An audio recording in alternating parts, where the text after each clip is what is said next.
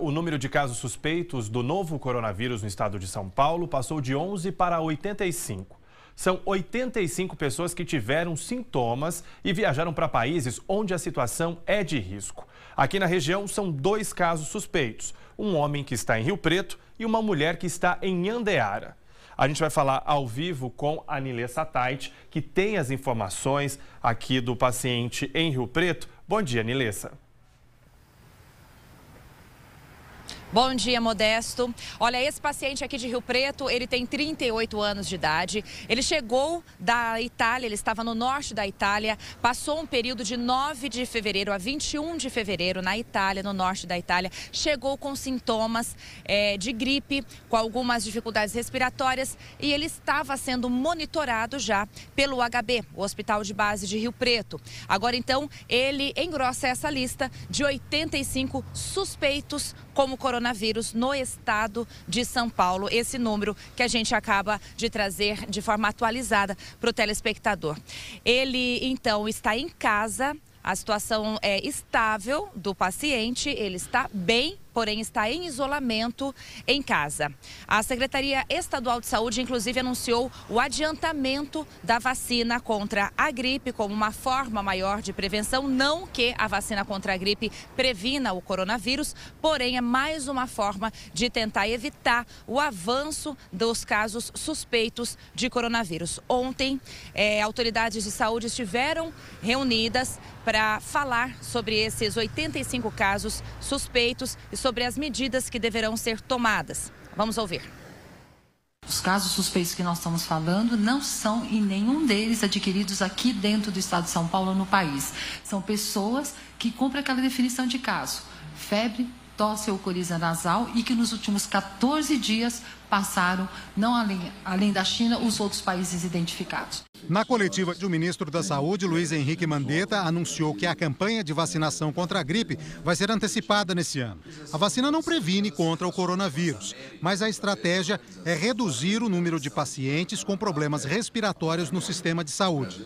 Se essa vacina, ela me dá cobertura, ela deixa o sistema imunológico do indivíduo, de 80% daqueles que tomam a vacina, protegidos contra essas cepas de influenza, essas cepas virais que estão circulando, que são milhares de vezes mais comuns do que o coronavírus, para um eventual profissional de saúde, um médico, na hora que o indivíduo, 1 mês depois, 2 meses depois, se ele tem um quadro gripal e ele informa que foi vacinado, ele auxilia muito o raciocínio desse profissional para pensar na possibilidade de outras viroses que não aquelas que são cobertas pela vacina.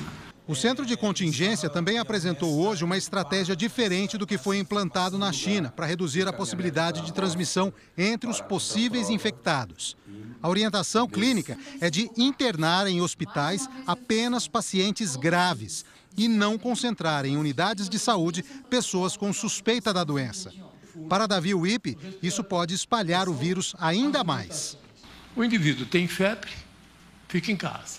Essa febre foi e voltou, sinal eventual de uma complicação bacteriana. Procura o atendimento primário. A grande maioria dos pacientes serão pouco sintomáticos ou apresentarão lesões, alterações mínimas. Uma pequena minoria necessitará de internação e, eventualmente, de ambiente de terapia intensiva. Logo depois da coletiva, a TV TEM fez uma entrevista exclusiva via internet com o coordenador do Centro de Contingência. Ele reafirmou o que disse o ministro da Saúde sobre a importância da antecipação da vacinação contra a gripe e como os pacientes apenas com sintomas gerais da doença devem se comportar. O lugar de paciente com gripe é casa. Repouso, boa nutrição, boa hidratação e os cuidados gerais. A vacina tem 2 objetivos claros. Além da proteção individual, o efeito em massa. Quanto mais pessoas protegidas, menos contágio, menos transmissibilidade. Ela não protege contra o coronavírus. Mas quem for atender um paciente com síndrome gripal vacinado vai entender que a chance de ele ter esse vírus é menor que 20%. E conversando com especialistas, né, o Tem Notícias já antecipou, inclusive ontem, quando a gente confirmou um caso suspeito no estado de São Paulo, né, na capital. Os sintomas mais graves do coronavírus que leva a pessoa a procurar atendimento, a pessoa tem que procurar atendimento, é dificuldade para respirar e febre. Fora isso, uma gripe comum, a pessoa pode procurar uma unidade básica de saúde e se tratar de uma forma comum. Porém, esses dois sintomas, febre e dificuldade para respirar, devem levar alguém à procura de um médico, de um especialista. A Secretaria de Saúde aqui de São José do Rio Preto também comentou os casos suspeitos aqui na nossa região. Estão sendo monitoradas e informadas de que o mínimo sintomas que venham apresentar deve nos comunicar de maneira que nós tomamos providência.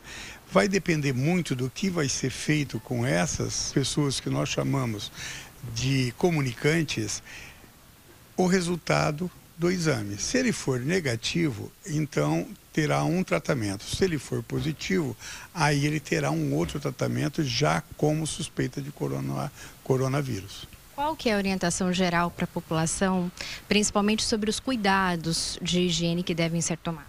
É o seguinte, primeiro, qualquer indivíduo que for tossir, ele tem que primeiro levar a mão à boca.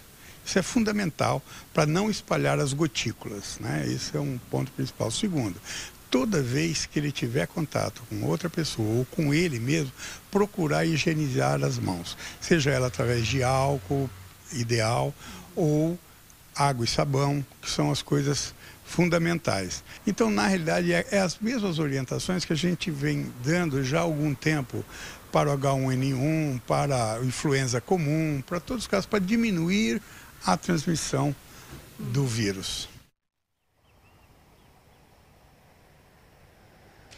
Lembrando que o Hospital de Base de Rio Preto é um dos hospitais do estado de São Paulo credenciados para fazer o exame e também para tratar casos graves de coronavírus. O paciente aqui de São José do Rio Preto, de 38 anos, fez o exame, os exames preliminares. Esses exames estão no Instituto Adolfo Lutz e o resultado deve sair na segunda-feira. O outro paciente aqui da nossa região é de Inhandeara e quem vai falar sobre este paciente agora é a Soraya Lawande.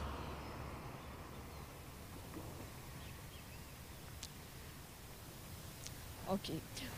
Bom dia, Nilessa. Bom dia, Modesto, e a todos que acompanham o Bom Dia Cidade. Pois é, eu conversei hoje mais cedo com a enfermeira que está acompanhando o caso, enfermeira aqui da Unidade de Saúde da Família de Inhandeara. Segundo ela, a paciente, o quadro de saúde dessa paciente de 75 anos é estável. Ela não apresenta mais um quadro respiratório. O que ela me disse é que essa paciente já apresentava doenças pulmonares e quando ela chegou aqui no Brasil, no dia 21 de fevereiro, esse quadro se agravou.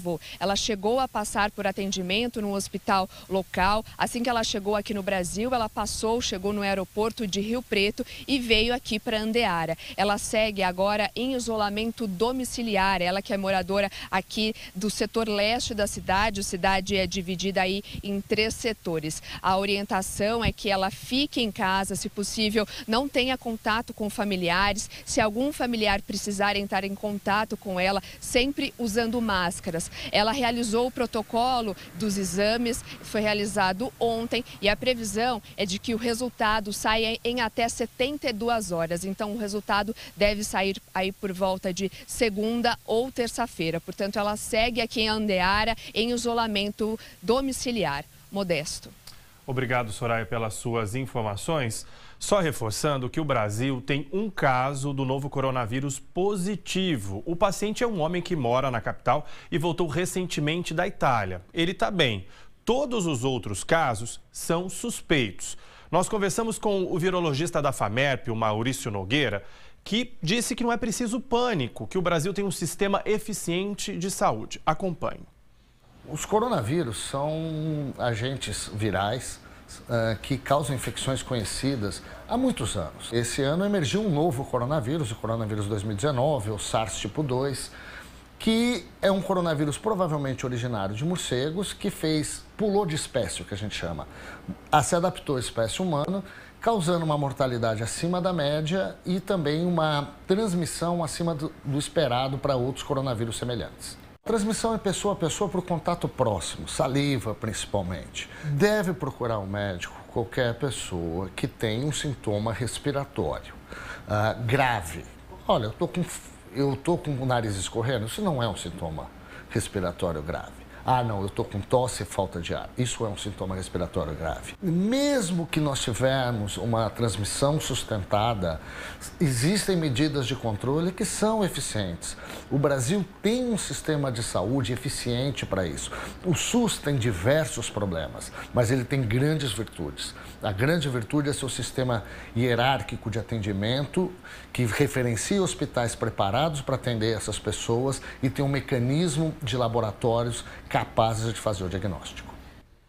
Bom, então, estamos acompanhando 2 casos suspeitos aqui na nossa região. O homem daqui de Rio Preto foi trabalhar lá na Itália, voltou com os sintomas da doença. E a outra, uma mulher lá em Andeara, que mora na Espanha e está aqui na cidade. Nós vamos acompanhar esses resultados dos exames que foram encaminhados para Adolfo Lutz. Devem sair aí nos próximos dias. E a gente está de olho só reforçando a prevenção. Como dizem os especialistas, é muito simples. É água e sabão. E isso, segundo eles, acaba aí com que o vírus não se propague, porque as mãos aí acabam fazendo com que o vírus se espalhe rapidamente. Então vamos lavar a mão.